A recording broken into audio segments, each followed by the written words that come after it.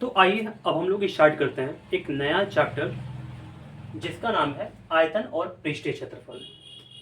मैं उम्मीद करता हूं कि आप लोग इस चैप्टर को भली भांति जानते होंगे क्योंकि ये 9th क्लास में पढ़ाया जाता है। थोड़ा बहुत इसको 8th क्लास में भी पढ़ाया जाता है। ठीक है, तो हमको 10th क्लास में भी पढ़ाना है और आप अगर मन लगाकर पढ़ेंगे तो बहुत ही मज़ा आने वाला है इस चैप्टर में। ठीक है, इस चैप्टर में काफ़ी सारे फॉर्मूले हैं,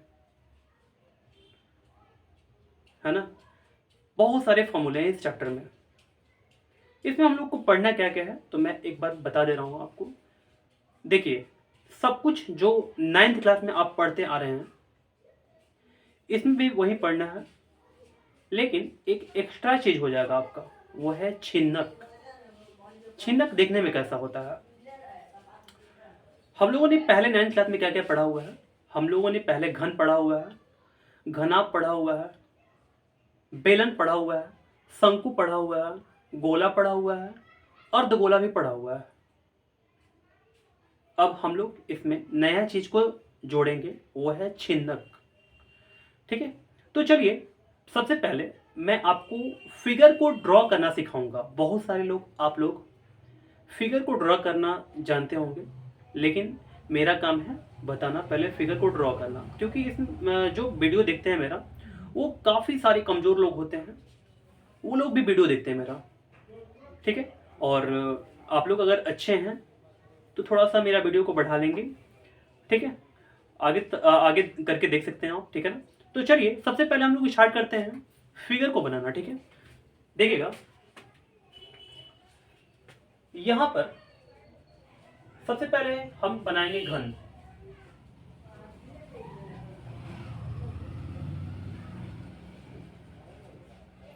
ये आपका कैसा फिगर है, ये घन का है आपका। ठीक है, इसको हम लोग बोलते हैं घन। घन के बारे में थोड़ा बहुत बताना चाहेंगे। घन में लंबाई, चौड़ाई और ऊंचाई तीनों बराबर होते हैं। ठीक है, लंबाई भी बराबर, चौड़ाई, लंबाई, चौड़ाई और ऊंचाई तीनों ही बराबर होते हैं। ठीक है, जैसे में आप देख सकते हैं यहाँ पर ये वाला भुजा, ये वाला भुजा, ये वाला भुजा, ये वाला भुजा, ये वाला भुजा, ये वाला भुजा, सारे भुजा जो होते हैं ना, सारे भुजा जो होते हैं एक दूसरे के बिल्कुल इक्वल होते हैं। ठीक है, सारे, इसको किनारा भी हम लोग बोल सकते हैं, तो सारे किनारे एक दूसरे के बराबर होते हैं घन में। ठीक है, आपने बिल्कुल पासा देखा होगा। पासा, पासा देखे हैं क्या? पासा जो लीडो में खेला जाता है उसको हम लोग पासा बोलते हैं। ठीक है, तो पासा बिल्कुल वैसा ही होता है। ठीक है, तो चलिए अब हम लोग देखते हैं अगला फिगर। ये जो मैं फिगर बना रहा हूं ये है घन आपका।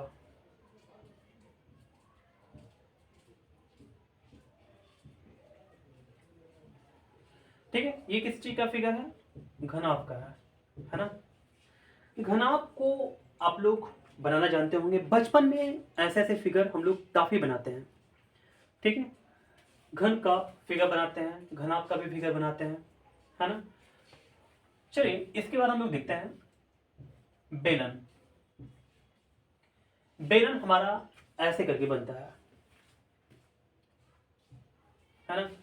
देखिए मैं आपको बता दूं थोड़ा सा, घनाभ जो आप देख रहे हैं इसमें लंबाई का जो माप होता है, चौड़ाई का जो माप होता है और ऊंचाई का जो माप होता है, तीनों अलग अलग हो सकता है। नहीं तो दो चीजों को बराबर कर देगा, दो चीजों को बराबर कर देगा, एक अलग कर देगा। हो सकता है कि लंबाई चौड़ाई बराबर हो, ऊंचाई अलग हो। ठीक है, लंबाई ऊंचाई एक ही हो। ठीक है, और चौड़ाई क्या हो, चौड़ाई अलग हो। ये भी हो सकता है, यानी कि दो चीजों को अलग भी कर देगा, एक ही कर देगा और एक चीजों को अलग कर देगा, तो आप इसको घनाभ ही मानेंगे। ठीक है, जैसे लंबाई 6 सेंटीमीटर, चौड़ाई भी 6 सेंटीमीटर, लेकिन ऊंचाई जो है वो 5 सेंटीमीटर आ गया, तो इसको हम लोग क्या बोलेंगे? घनाभ। ठीक है, हालांकि आपको भारतीय भवन में एक दो क्वेश्चन ऐसे करके मिल जाएंगे। ठीक है, मैं पहले अभी भारतीय भवन ही स्टार्ट करने वाला हूँ, है ना। तो सारे क्वेश्चन को हम लोग देखेंगे भारतीय भवन से, क्लास 10th भारतीय भवन से हम लोग अभी क्वेश्चंस को देखेंगे। ठीक है, तो चलिए अब हम लोग आगे देखते हैं। ये आपका क्या हो गया, घनाभ हो गया। इसमें लंबाई चौड़ाई ऊंचाई अलग अलग होते हैं। इसमें तीनों लंबाई चौड़ाई ऊंचाई जो होते हैं वो सारे बराबर होते हैं। अब देखते हैं हम लोग, ये हमारा है बेलन। बेलन में ये वाला क्या है, अब बता सकते हैं क्या कि इसको हम लोग बोलते क्या हैं? इसको हम लोग बोलते हैं व्यास। क्या बोलते हैं? व्यास। ठीक है। जब आप बेलन को इस पार्ट को देखिएगा, ठीक है, तो बिल्कुल कैसा होता है, सर्कल जैसा होता है। जैसे आप बेलन ले लीजिए एक, और इसको ऊपर से झांकिए ऐसे करके देखिएगा तो क्या है, कैसा दिखेगा, बिल्कुल गोल दिखेगा। गोल मतलब क्या, वृत्ताकार। ठीक है। तो हम लोग ऐसे करके क्या करेंगे, इसको दिखाएंगे व्यास ये है। ये वाला क्या है, आप बता सकते हैं क्या? आप बता सकते हैं बिल्कुल, ये है त्रिज्या आपका। क्या है ये? त्रिज्या है। और आपका ये वाला क्या है, इसको हम लोग बोलते हैं ऊंचाई। क्या बोलते हैं जी? इसको हम लोग बोलते हैं क्या, ऊंचाई बोलते हैं। ठीक है। अब चलते हैं हम लोग आगे। देखिए, इसके बाद यहां पर आपको दिख रहा होगा, ये है शंकु। क्या है ये है शंकु आपका। ठीक है। अब देखिए, इसको हम लोग अगर देखते हैं तो ये क्या है, व्यास है। लेकिन अब अगर आप आधा मिटा देंगे, ठीक है, तो आधा जो बचा इसको हम लोग बोलते हैं त्रिज्या। क्या बोलते हैं? त्रिज्या। तो थोड़ा सा ध्यान दीजिएगा, यहाँ पर त्रिज्या ये हो गया। ठीक है। व्यास कैसे होता है? तो व्यास होता है आपका, थोड़ा सा मैं व्यास को ऐसे बना दे रहा हूँ। देखिए यहाँ से थोड़ा सा ऐसे भी व्यास को हम बना सकते हैं। ये भी क्या है, व्यास है ना। देखिए, ये हमारा क्या हो गया, व्यास, और ये हमारा क्या हो गया, त्रिज्या हो गया। इसको हम लोग बोलते हैं क्या, यानी कि तिर्यक ऊंचाई बोलते हैं। क्या बोलते हैं? तिर्यक ऊंचाई। तिर्यक मतलब क्या होता है, यानी कि तिरछी ऊंचाई। ठीक है ना। तिरछी ऊंचाई मतलब क्या, यानी कि अगर मान लीजिए कि आपके पास एक दीवार है और आप ऐसे करके सीढ़ी को लगाए हुए हैं, तो जो सीढ़ी है ना वो तिरछा है आपका, उसको बोलते हैं क्या हम लोग, तिर्यक ऊंचाई बोलते हैं। कभी कभार कहीं कहीं तिरछी ऊंचाई भी दिया रहता है, तो आप बिल्कुल समझ जाएंगे कि दोनों बात बराबर है। ठीक है। जब दीवार को आप देख रहे हैं ना, दीवार दीवार कभी देखें क्या कि टेढ़ा है?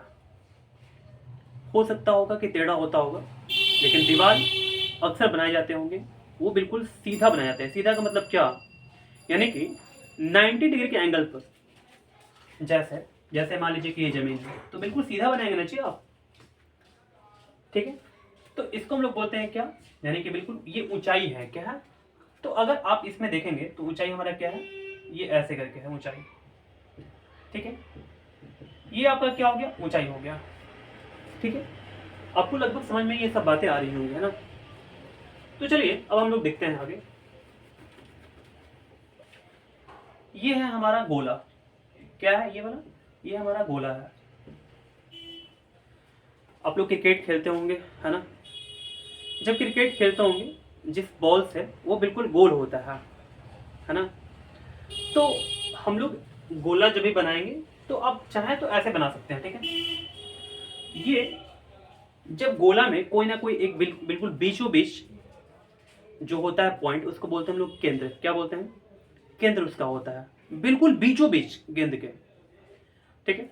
जब आप उस केंद्र को और बिल्कुल सबसे लास्ट छोर पर पॉइंट को मिलाइएगा तो इसको हम लोग बोलते हैं क्या, इसको हम लोग बोलते हैं त्रिज्या। क्या बोलते हैं जी? इसको हम लोग बोलते हैं त्रिज्या। ठीक है। अब चलते हैं हम लोग आगे। ये गोला है, यहां आप लिख देंगे गोला है ये।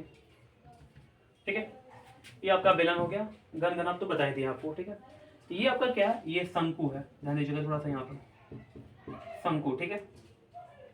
ये आपका शंकु है। और ये आपका क्या है, ये गोला आपका है। अर्धगोला कैसे बनता है, देखिए ध्यान से यहाँ पर। अर्धगोला हम लोग ऐसे बना सकते हैं। ठीक है। अर्धगोला कैसा होता है, बिल्कुल ऐसे होता है।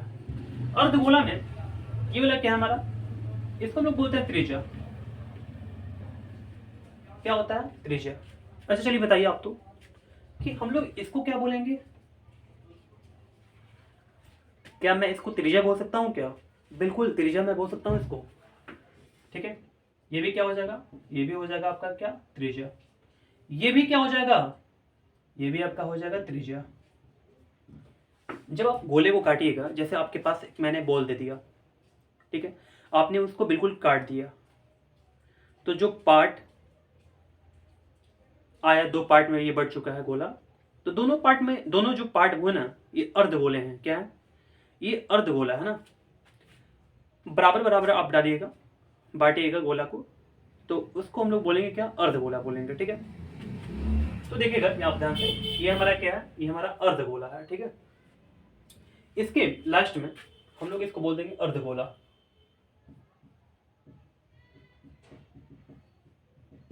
ठीक है, इसके बाद लास्ट एक फिगर बचता है, वो है छिन्नक। ठीक है, देखिएगा छिन्नक को हम लोग बना देंगे ऐसे करके। अब बाल्टी देखें क्या, बाल्टी को ही बिल्कुल हम लोग छिन्नक जैसा आकृति के रूप में देखते हैं। ठीक है, बाल्टी बिल्कुल जैसे बेलनाकार नहीं बाल्टी। ठीक है, ऐसे करके, जैसे ऊपर जो होता है ना उसका थोड़ा सा मुंह बड़ा हो जाता है और नीचे थोड़ा सा मुंह उसका क्या होता है, छोटा होता है, बिल्कुल वैसे करके। अगर हम इसको ऐसे बना दें तो ये बिल्कुल कैसा हो जाएगा, बिल्कुल बाल्टी जैसा हो जाएगा। ठीक है, तो आप समझ सकते हैं कि छिन्नक कैसा होता है।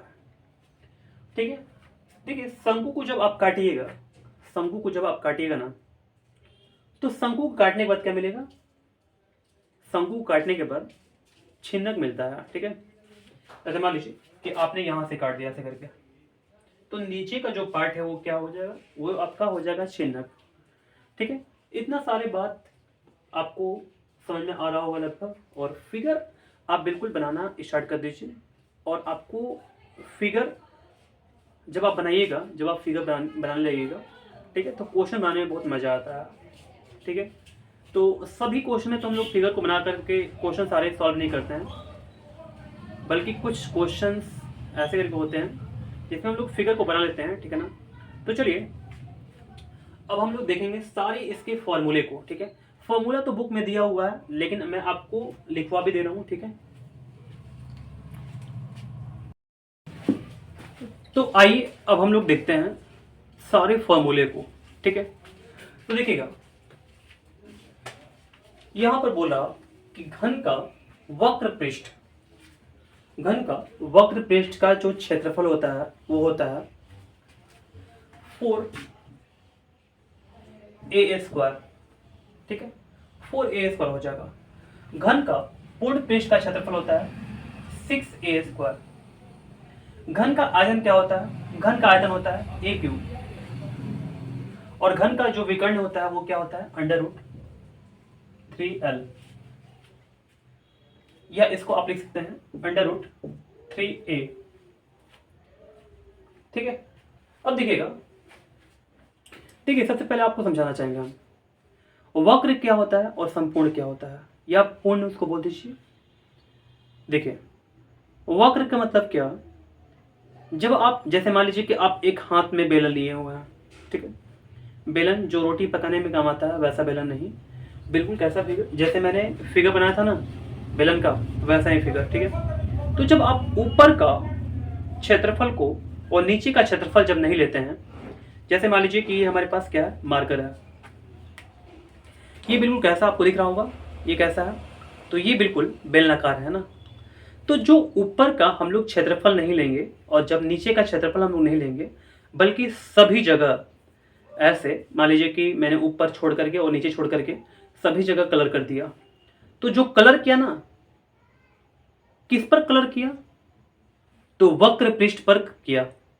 ठीक है, और जैसे मान सकते हैं दूसरा एग्जांपल देख ले सकते हैं आप कैसे, जैसे जिस रूम में आप बैठे हुए हैं, तो उस रूम में वो जो रूम होगा वो कैसा है, वो लगभग हो सकता है कि घनाकार हो, घनाभाकार हो। ठीक है, तो दीवार को जब आप देख रहे हैं ना, दीवार का क्षेत्रफल निकाल रहे हैं, तो वो वक्र पृष्ठ का क्षेत्रफल है। ठीक है, दीवार जब आप देख रहे हैं, दीवार का क्षेत्रफल जब निकाल रहे हैं आप, तो वो क्या है, वो वक्र पृष्ठ है ना। लगभग आपको समझ में आ रहा होगा। ठीक है, तो चलिए संपूर्ण या पूर्ण देख लेते हैं। पूर्ण, जब आप जिस रूम में बैठे हुए हैं सभी जगह, यानी कि दीवार को भी ले लेते हैं। ठीक है, जो आपका ऊपर का पार्ट है, नीचे का है, सबको ले लेते हैं जब, तो उसको बोलते हैं हम लोग क्या, यानी कि पूर्ण पृष्ठ का क्षेत्रफल। जैसे आप देख लीजिए, ये बेलन है हमारे पास, बेलनाकार, ये मार्कर है ना, तो ऊपर का भी, नीचे का भी, और जो मैंने टच किया हुआ है इसको भी, यानी कि वक्र ले लेते हैं, तो इसको हम लोग बोलते हैं पूर्ण पृष्ठ। क्या बोलते हैं इसको? पूर्ण पृष्ठ। लगभग समझ में आ रहा होगा आपको, ठीक है। तो चलिए अब हम लोग देखते हैं यहाँ पर घनाभ का वक्र पृष्ठ का क्षेत्रफल क्या होता है। वो होता है 2BH प्लस LH। कुछ लोग इसको ऐसे भी लिखते हैं 2H को कॉमन कर देंगे तो यहाँ पर क्या बचेगा, L बचेगा प्लस B बच जाएगा। यहाँ पर क्या हो जाएगा, पूर्ण पृष्ठ का क्षेत्रफल क्या होगा, 2LB प्लस BH प्लस क्या हो जाएगा, LH। और जो आयतन होगा, जैसे मान लीजिए हम देख रहे हैं ये जिस मटेरियल से बना हुआ है, ठीक है। मान लीजिए, देखिए जैसे आपका रूम है ना, रूम में मैं बोलूंगा कितना हवा है, तो उसको हम लोग बोलते हैं, यानी कि जो हवा है ना, हवा का आयतन क्या है, यानी कितना हवा भरा हुआ है, ठीक है। तो ऐसे करके हम लोग आयतन को देखते हैं, ठीक है। जैसे मान लीजिए एक आप बेलनाकार बर्तन लिए हुए हैं, उसमें पानी कितना है, पूरा पूरा भरा हुआ, तो पानी का आयतन ऐसे करके देखते हैं हम लोग, ठीक है। शॉर्ट में आपको मैं बता रहा हूं, ठीक है। तो चलिए अब देखते हैं आगे हम लोग, 2LB प्लस BH प्लस क्या हो जाएगा, LH हो जाएगा। अगर हम देखते हैं घनाभ का आयतन, तो वो क्या होगा, घनाभ का आयतन होता है LBH हो जाएगा आपका, ठीक है। घनाभ का विकर्ण क्या होगा, घनाभ का विकर्ण होगा √L² plus BH² plus H² हो जाएगा, ठीक है। बेलन का वक्र पृष्ठ का क्षेत्रफल क्या होता है,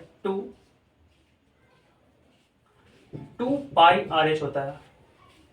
बेलन का पूर्ण पृष्ठ का क्षेत्रफल क्या होता है, 2 पाई R प्लस H, ठीक है। बेलन का आयतन क्या होता है, बेलन का आयतन होता है पाई R² H, और बेलन में विकर्ण नहीं होता है। शंकु का वक्र पृष्ठ का क्षेत्रफल क्या होता है, पाई RL, ठीक है। क्या होता है, पाई RL। उम्मीद करता हूं जैसे मैंने सारे फॉर्मूले को अपने माइंड में रखा हुआ है, ठीक है, उम्मीद करता हूं आप भी वैसे ही करके करेंगे, ठीक है। ओके, तो चलिए यहां पर देखते हैं पूर्ण पृष्ठ, ठीक है। पूर्ण पृष्ठ का क्षेत्रफल क्या होगा, पाई R प्लस L, ठीक है। पाई R into R plus L हो जाएगा, ठीक है। शंकु का जो आयतन होता है वो क्या होता है, शंकु का आयतन होता है 1/3 पाई R² H। देखिए ये वाला पाई R² H यहाँ भी आ गया पाई R² H, केवल लग गया क्या, यानी कि 1/3 लग गया, ठीक है। तो 1/3 पाई R² H जो होता है वो शंकु का आयतन होता है। गोले का जो गोला होता है उसका वक्र पृष्ठ क्या होता है, हालांकि वक्र पृष्ठ तो होता नहीं है, लेकिन अगर कभी दे दे आपको कि वक्र पृष्ठ का क्षेत्रफल निकालिए, तो आप वहां पर लिखेंगे 4 पाई R²। पूर्ण भी बोलेगा तब पर भी 4 पाई R², वक्र भी बोलेगा तो 4 पाई R², ठीक है।